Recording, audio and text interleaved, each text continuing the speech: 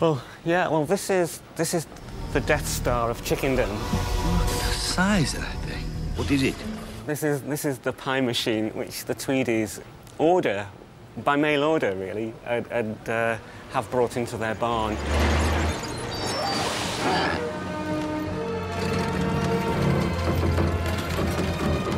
Mr. Tweedy puts the whole thing together like a great big kind of Meccano set. I'll put it together then, shall I? And it's just the most beautiful thing, you know, it's just a beautiful object. That's real craftsmanship is what it is. Made with incredible detail. I just love the colour scheme as well. It was based on a sort of 1950s baking, sort of baking apparatus that you might get in a 1950s sort of bread factory or something. Imagine it. In less than a fortnight, every grocer's in the county will be stocked with box upon box of Mrs. Tweedy's homemade chicken pies. What's happening right now, then, is that Mr. Tweedy's coming in through the door, and as in other forms of movies, the door isn't real. You know? So the door is a fake foreground door. The camera is just seeing his back and the door opening, and as the door opens, it reveals the pie machine. Mrs. Tweedy! Mrs. Tweedy! So all this extraordinary lighting rig, all this detail is just to reveal what the camera's going to see as this door opens. So here's our film camera. Here's our model of Mr. Tweedy. You can see he has no legs because the shot cuts off here, so we don't see his legs. So it's convenient to have him on this thing, and this thing is designed to make him bounce up and down as if he's walking without actually walking. And then our camera here, our film camera, typically it's kind of at his eye line or just below, slightly lower than his eye line, because again in real movies you don't spend your whole time looking down on the sets.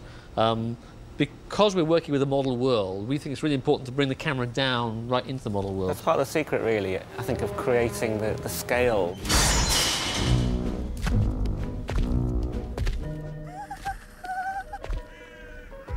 If you've got a great big set like this, it's diminished somehow if you're looking down on it. Yeah. It's like, say, it's keeping on the eye line of the characters. It just makes it more somehow real and believable. Yeah, puts you in there, doesn't it?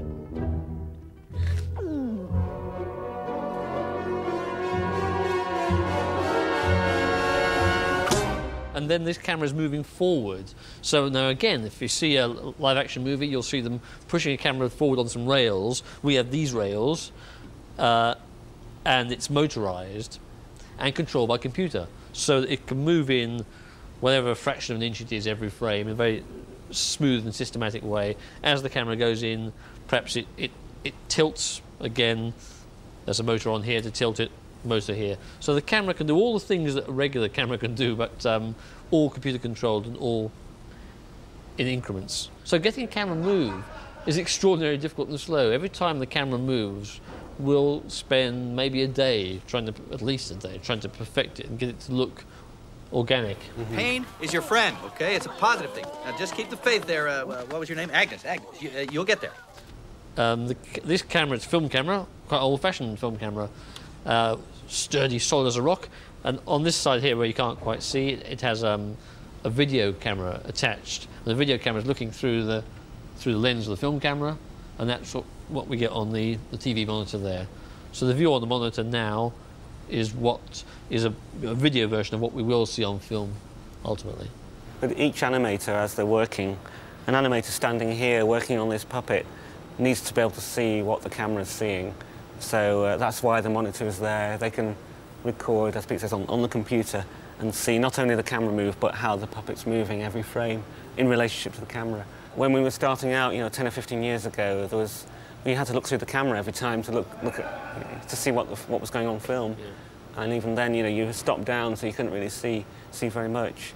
And then there was a slight advance of just having a video monitor, and we were often drawing on the video screen, to track our movement, or doing it the way Ray Harryhausen always did it, just by having a surface gauge which pointed to a particular spot on the character, and you'll be able to just track like the end of the nose of a character, just to get a sense of how far the character's moving per frame. Point is, these things take time. Which we are rapidly running out of. Certainly, all this equipment can be a hindrance to the animator. It can, sometimes hinder spontaneity, but we're constantly fighting that, you know, and our animators are so kind of well experienced on this movie. I think they are overcoming Yeah, that. the great trick, given it is so slow, is to keep spontaneity. That probably above all, that's the real art of the animator. Because if you're doing an action which should take 2 seconds and it's taking you all day, you have to, you know, you have to be very skillful to keep it alive. Matt, we need those calculations quick. As if that has to be really secure. Careful up there, Vala. Bunty, give him a hand. Well done, Babs. Keep it up. Another advantage we have over the world of other movies is we have numerous versions of our stars. So there's Mr. Tweedy there, going through the door, and here's another version of him. And I expect there are probably 10 more around the studio somewhere. I know just the one.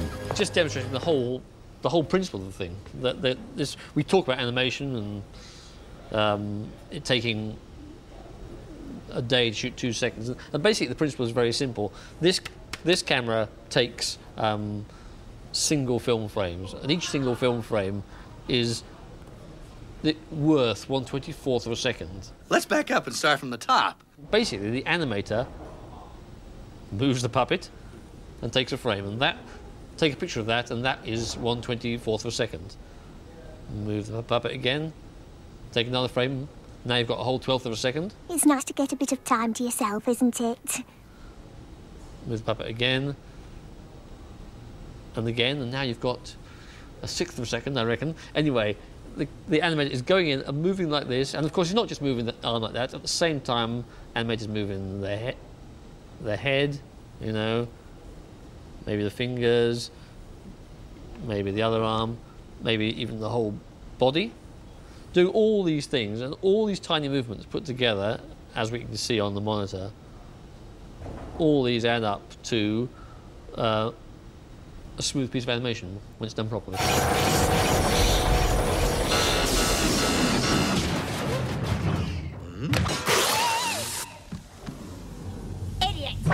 For all animators, you know, being able to just move the limbs is one thing. I mean, that's technically how you do the animation, but the real challenge to any of our animators is to somehow make that life seem like it's coming from the character itself. And it's you know, all that they have a puppet which is made of very inanimate materials, and so now the task for them is to give it that magic touch.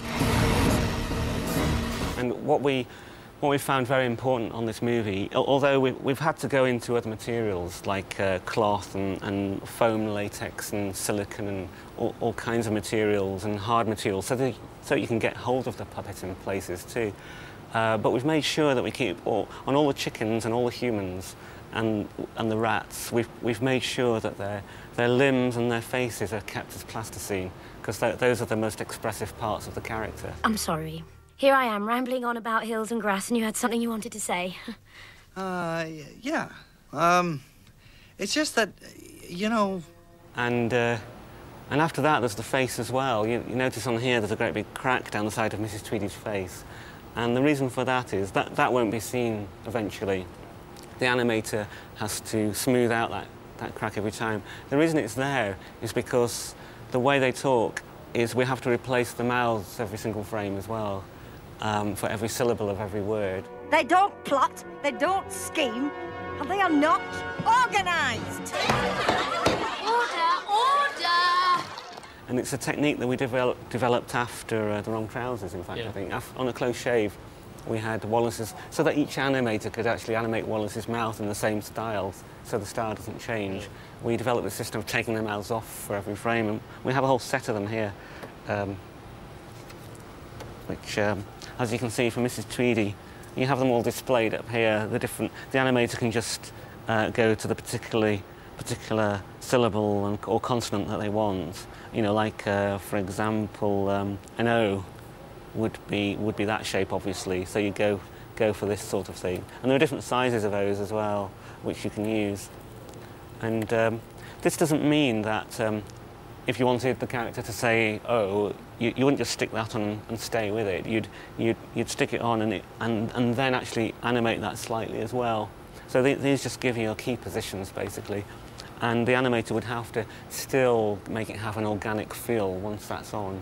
So it doesn't take anything away, it doesn't make it mechanical at all. Well, that's the challenge for the animator, to not make it feel mechanical. But we've always been egg farmers. My father and his father and all their fathers. There was always... Poor, worthless, nothings. But all that's about to change. This will take Tweedy's farm out of the Dark Ages and into full-scale automated production.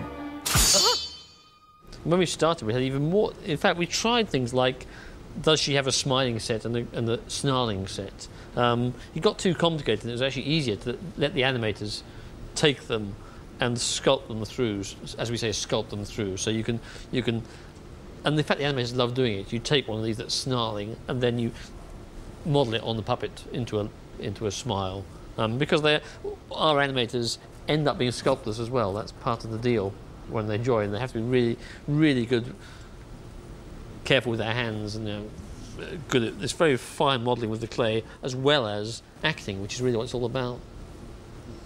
The other thing we didn't talk about, which is so obvious, is the eyes, because I always think that half the animation, no, more, 80% of the acting is done, I reckon, from the nose up. And I won't demonstrate it to you because I'll mess up the puppet, but you can just tweak, just gently. You just gently tweak the eyebrow a little bit. And the smallest touch slightly affects the way you understand what he's thinking. And we spend a lot of time, gently, working on the precise angle of the brows, which way the eyes are looking. When the character's talking very sincerely to someone else, if the eyes start glancing away, it tells you something about what they're thinking. Maybe that they're dishonest, or maybe they're worried about something else. So much of the acting is done just in these two simple beads, which is all they are, and the brows. You're right. I mean, that is the single most important aspect of the whole movie. Actually, is those close-ups of their faces. Yeah. All the reaction shots are so important. Yeah. Just knowing what they're thinking at any point. Believe they are thinking something. Yeah, not just because people talk about animation, and when I demonstrate movement, but it's not. But movement is of secondary importance.